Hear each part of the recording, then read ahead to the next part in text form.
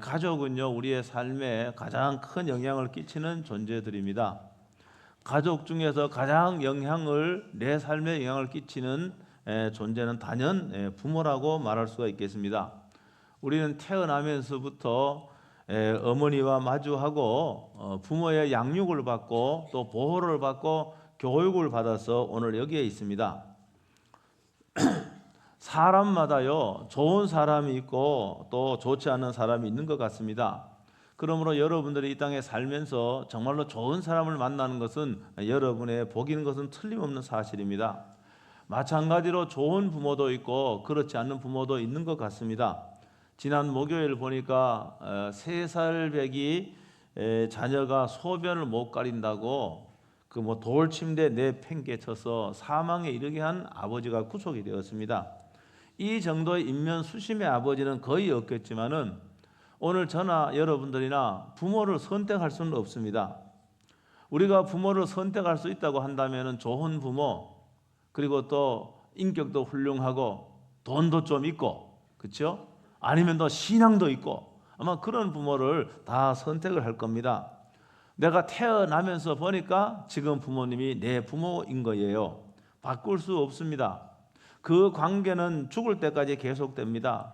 혈연으로 맺어지는 관계는 끊으려고 해도 끊을 수가 없고 끊어지지 않는 관계가 혈연 관계입니다.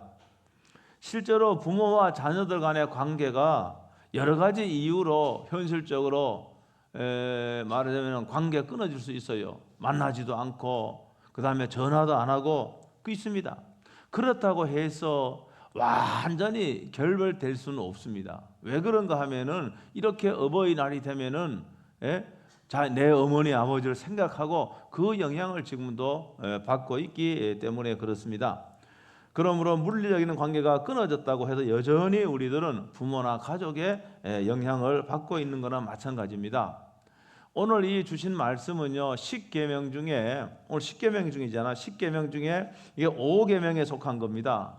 5계명에 내 부모를 공경하라, 이렇게 말씀하고 있습니다. 공경은요, 단순히 예의나 형식적인 존댓말 이상의 의미를 가지고 있습니다. 공경은요, 하나님이 세우신 권위를 인정하는 거예요. 부모는 하나님이 세우신 나의 권위입니다. 그런데 이 권위를 인정을 하고 사랑과 섬김으로 사랑과 존중으로 섬기는 믿음의 태도가 바로 공경하는 겁니다. 하나님이 세우신 권위가 있는데, 여러분, 부모의 권위가 곧 하나님이 세우신 권위입니다. 그래서 우리는 그 정당한 권위를 인정하고 부모에게 순종할 적에 이 사회의 질서가 유지가 됩니다.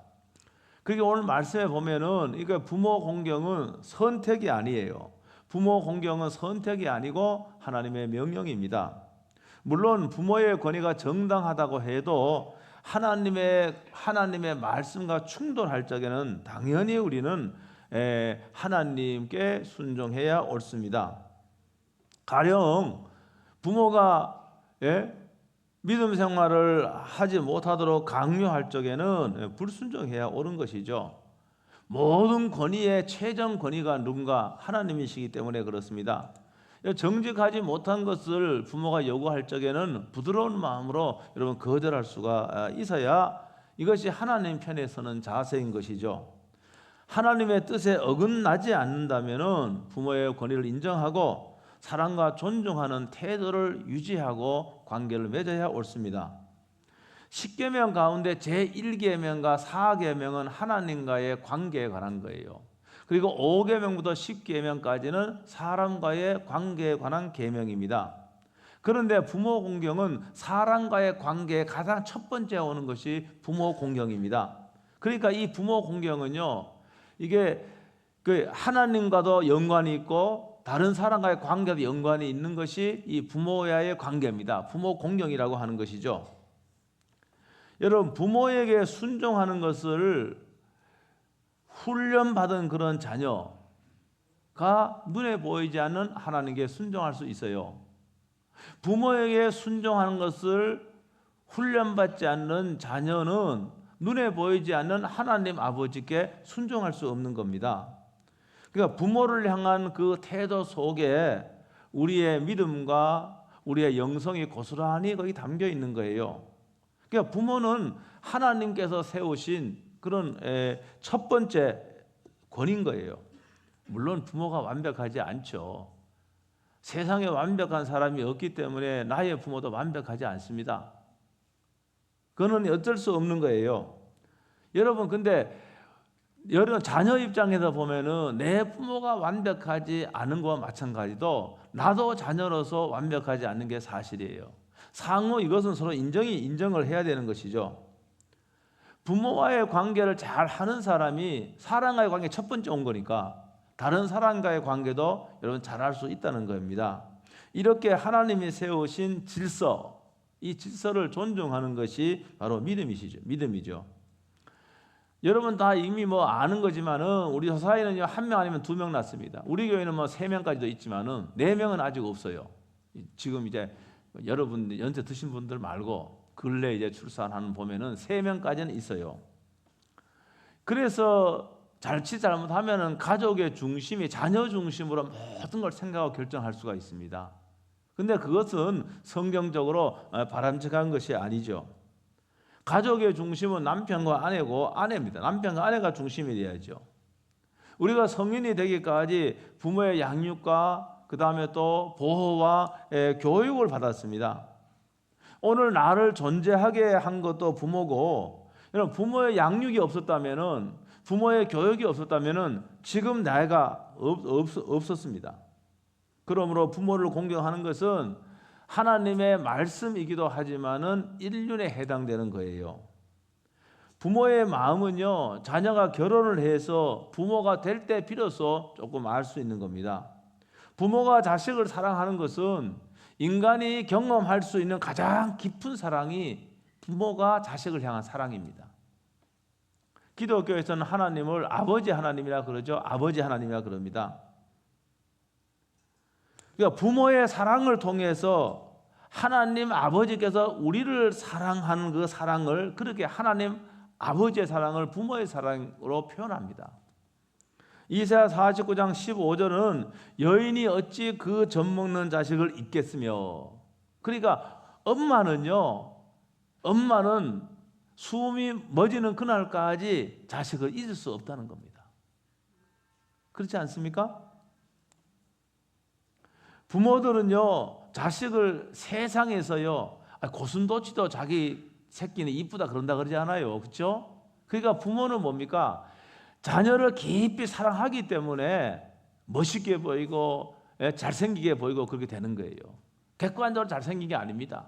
얼굴이 중구난방으로 생겨도 부모가 보면은 그렇게 이쁠 수가 없는 거예요. 그거는 뭔가 하면은 그 자식을 향한 깊은 사랑이 그렇게 만드는 거예요.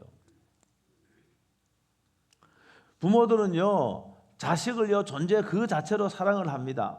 자녀가 혹 실패하면은요 부모는요 자식을 위해서 희생할 수 있는 데까지 여러분 자녀들의 성공을 위해서 희생하는 것이 부모의 마음입니다. 예수님께서 기도에 관한 가르침을 말씀하시면서 마태복음 7장 11절에 이렇게 말씀하셨어요. 너희가 악한 자라도 좋은 것을 줄 알거든, 이렇게 되어 있습니다. 여러분 이 부모는 악한 부모예요. 사람들에게는 악한 짓을 서슴없이 합니다. 그런데 자녀에게는 가장 좋은 것을 준단 말입니다. 자녀에게는 정말로 자신의 본성이 악함에도 불구하고 자녀에게는 가장 선을 자녀에게 베푸는 것이 바로 부모의 심정이라고 이렇게 말하고 있습니다. 그런데요 많은 자녀들이 부모로부터 상처를 받습니다. 그렇죠? 여러 어른 된 분들도 부모로부터 상처받은 거 있잖아요. 아직도 지금 내가 어른이 되었고 자식을 키우는데도 부모로부터 받은 상처 생각나는 사람 있지 않아요? 저는 좋은 부모를 만나갖고 부모로 상처를 하나도 안 받았어요. 상처를 안 받았지만은 많은 분들이 부모로부터 상처를 받았을 겁니다. 아까 제가 말씀을 드렸지만은 부모도 사람이기 때문에 사람이라 그러면 완벽하지 않거든요. 우리 부모도 완벽하지 않기 때문에 여러분 우리가 부모로부터 상처를 받을 수가 있는 겁니다. 그래서 부모와 자식 관계는 애증관계예요. 그러니까 뭡니까? 이게 사랑하면서도 상처 때문에 미워하는 그런 관계잖아요. 그런 관계가 애증관계입니다. 부모와 자녀 사이라고 해도 다른 인격체예요. 독립된 인격체 아닙니까? 물론 부모의 성품을 물려받을 수가 있어요. 부모의 가치관을 물려받을 수 있습니다. 그러나 독립된 인격체예요. 그렇기 때문에 다르다라고 하는 겁니다. 요 사이는 한 5년만 돼도 세대차가 난다 그러지 않아요.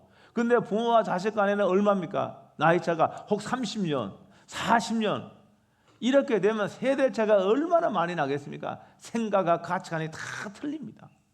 그러니까 부모의 양육하는 방식이나 부모가 고정으로 갖고 있는 그런 사고의 틀 안에 자녀가 들어올 리가 만무하다는 것이죠. 그러니까 갈등하는 거예요. 이게 충돌하는 거예요. 그래서 자식 입장에서는 강요로 받아들이고 그래서 내가 상처받았다고 이렇게 생각할 수가 있는 것이죠. 이런 차이 때문에 그런 거예요. 부모 자식 간의 관계도 기본적으로는 인간관계입니다.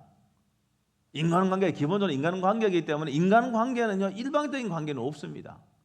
특별히 일방적인 관계가 가끔 있기도 해요. 그러나 보편적으로는 일방적인 관계는 없습니다. 관계이기 때문에 상호작용을 한다는 거예요. 여러분 상처도 마찬가지입니다. 부모가 자녀에게 상처를 주기도 하지만은 여러분 자녀가 또 부모에게 상처를 주기도 합니다. 그런데 본인들은 몰라요. 부모 입장에서는 내가 언제 너에게 상처 줬냐 그럽니다. 자녀도 마찬가지입니다. 엄마, 내가 언제 엄마에게 상처를 줬냐 그럽니다. 여러분, 근데 관계는요, 상호 관계는 이 상처를 주고받고요, 아주 밀접한 관계, 매일 만나는 관계, 이런 관계 속에는 더 많은 상처를 주고받는 것이 이거는 현실입니다. 그런데 단지 본인만 모를 뿐인 것이죠. 제가 말씀을 드리는 것은 여러분 자식은 자기 입장에서만 생각하지 말고 부모는 부모 입장에서만 생각하지 말고 상호 이해가 필요하다는 말씀을 드리는 겁니다. 성인이 되어서요. 여러분 50이 넘으면 사람은 잘 변화가 안 됩니다. 심리적으로 그래요. 50이 넘으면은요. 그래서 우리 마더와이즈도 50으로 했는데 저기 신강서 우겨갖고 55세를 했어 제가요. 목사님 55세 해야 된다. 근데 보통요 50이 넘어가면 변화가 잘 안 돼요. 그래서 제가 50으로 하는 거예요. 50으로. 왜? 교육을 통하여 개선될 여지가 있기 때문에 50으로 딱 자른 거예요. 여러분 그런데 부모가 과거에 나를 양육할 때 상처를 줬는데 그 부모가 변했겠습니까? 별로 안 변했어요. 나이가 들면 들수록 더 고집만 세지고요. 별로 안 변합니다. 그래서 지금도 만나면은 부모에게 상처받는 말을 듣고 상처받는다 그러면은 얘는 자녀로서 기본적인 의무만 하고 자주 만나지 않는 것이 지혜로운 거라. 저는 그렇게 생각해요. 왜? 만나면 상처받으니까 자꾸 만나면 자꾸 상처를 주니까 말로 상처를 주고 너는 동생보다 왜 못하냐 그러고 그러면 상처받지요. 요 사이는요 결혼이 많이 늦었어요. 저도 60이 넘었는데 아직도 손주도 못 보고 제 주위에 목사님 다 손주들 다 있습니다. 결혼이 너무 늦었지 않아요.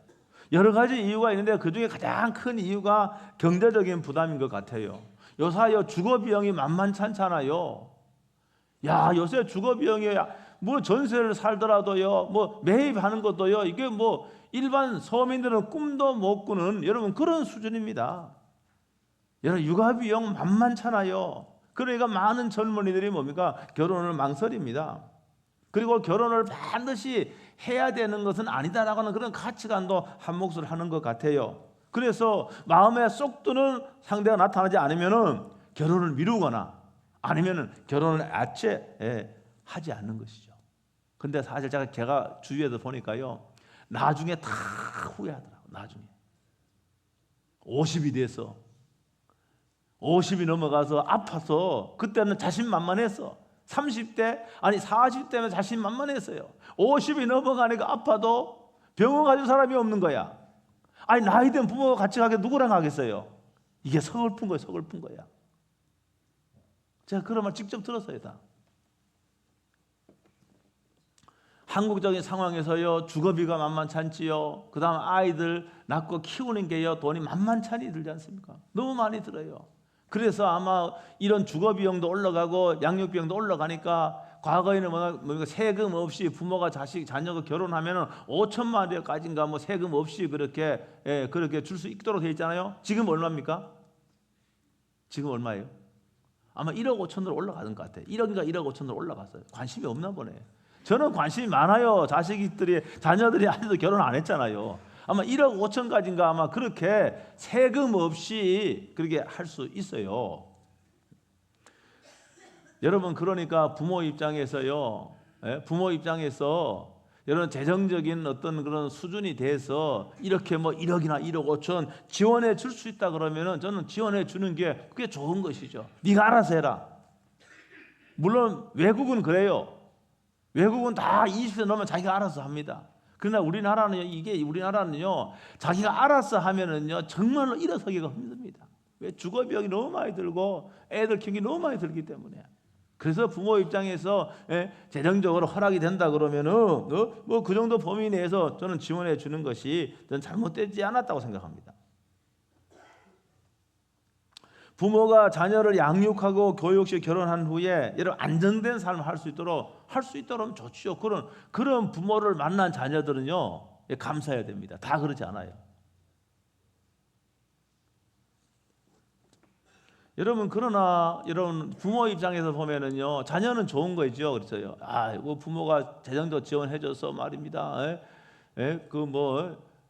새로 살 집도 살 수 있다면 좋지요. 여러분 그런데 우리가 지금요 100세 시대를 살고 있잖아요. 여러분 가운데 100세까지 살 분 여기 많이 계십니다.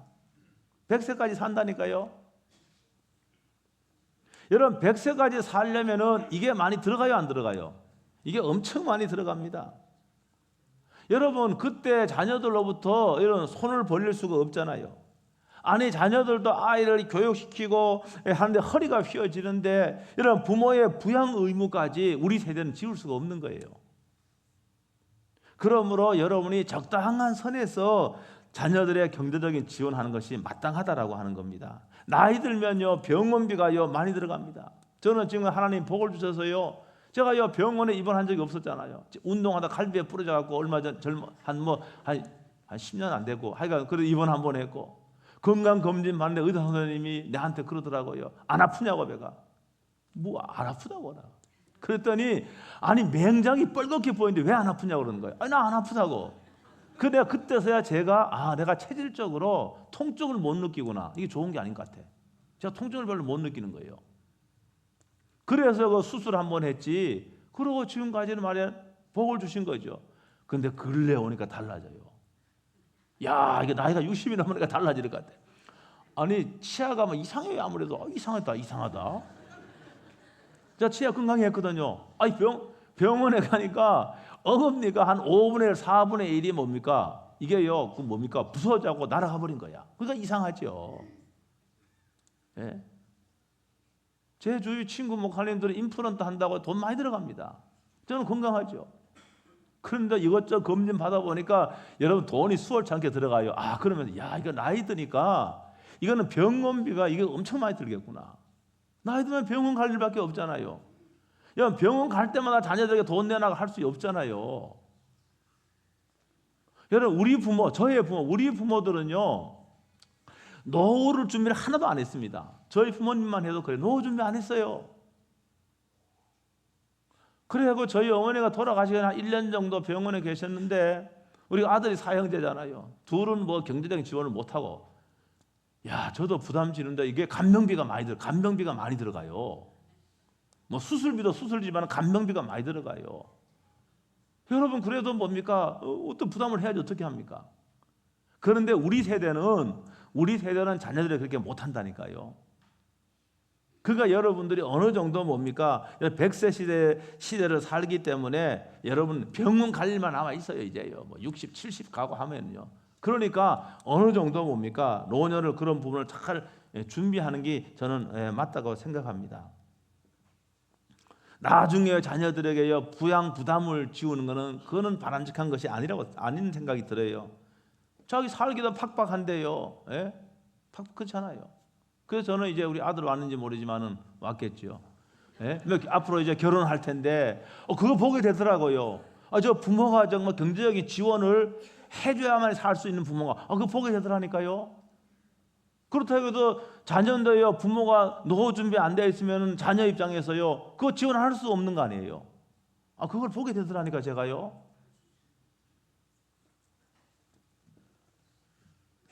요사이는요 그렇다 그러잖아요. 저는 이제 들은 이야기예요. 요사이는요 며느리가요 손주들을 데리고 시부모 댁에 오면은요 용돈을 줘야 된대요. 며느리한테도 용돈을 주고 손주한테 용돈을 주고. 여러분 그래야 하면 두들겨 줘야만이 며느리 아이가 손주의 얼굴을 보여준다는 거예요. 실제로 그렇다 그래요. 손주 나오면 제 친구 한 이야기 들었어요. 손주 낳으면은 부모 입장에서 축하금으로 1,000단위는 줘야 된대 기본으로. 맞습니까? 맞아요? 야 적은 돈이 아니잖아. 1,000만 원이 적은 돈입니까 이게?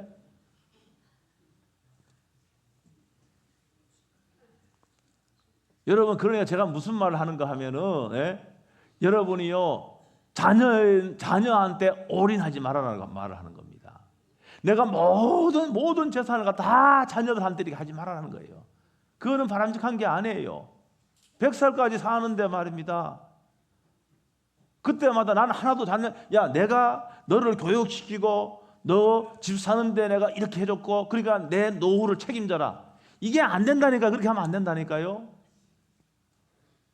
그러니까 적당한 선에서 제 재정 수준을 통해서 적당한 선에서 자녀를 지원을 하고 자신들의 노후, 자녀에게 부담이 가지 않도록, 재정적인 부담을 가지 않도록 여러분 그렇게 하는 것이 이게 지혜로운 거다라고 제가 말씀을 드리는 겁니다. 사랑하는 성도 여러분, 여러분의 부모가 좀 여러분 돈이 없어도 가난해도 여러분 공경할 수 있게 될 주 여러분 축복합니다. 여기 오늘 말씀이 그예요.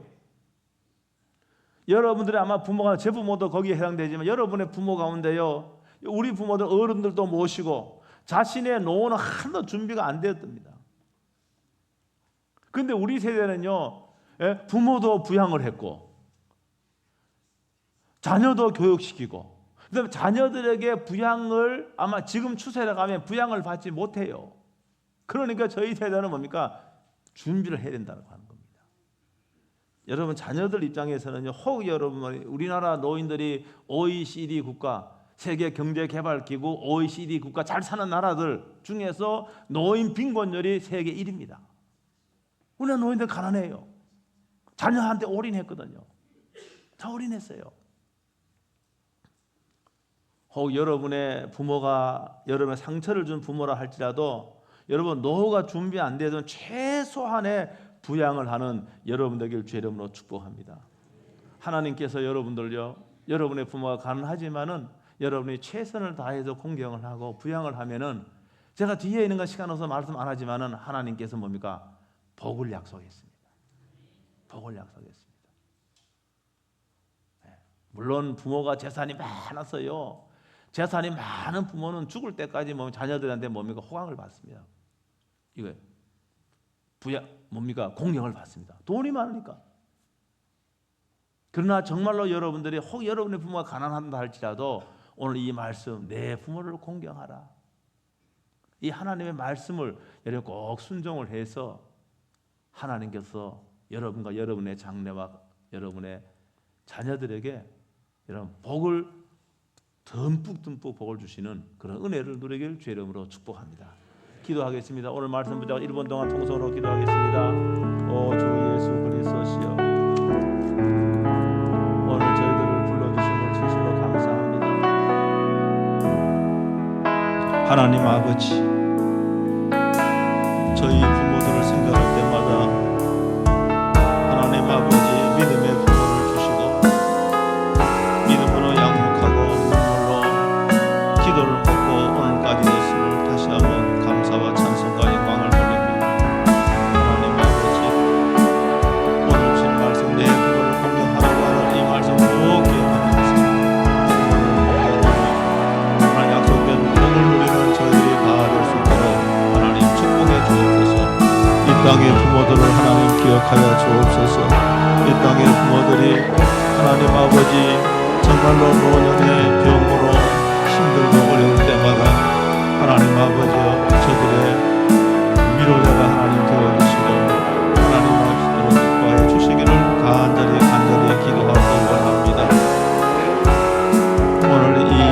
예배에 참여하는 모든 자녀들이 오늘 말씀을 가슴에 새기고 이 말씀대로 부모를 대할 수 있도록 축복해 주옵소서. 예수 그리스도의 이름으로 기도하옵나이다. 아멘. 하나님 아버지, 저희들에게 부모님을 주시고 가정을 허락해 주심을 진실로 감사합니다.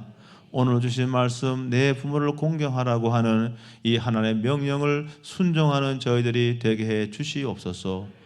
혹 부모가 가난한 부모라 할지라도 이 말씀을 기억하며 최선을 다하여 하나님의 약속을 누리는 저희들이 다 되게 해 주옵소서. 이 땅의 부모님들을 축복하여 주옵시고, 오늘도 저들의 부모들의 기도를 먹고 오늘 여기까지 왔사오니 하나님 아버지, 우리들도 정말로 자녀를 위하여 기도하는 기도를 멈추지 않도록 축복해 주옵소서. 예수 그리스도의 이름으로 기도하옵나이다. 아멘.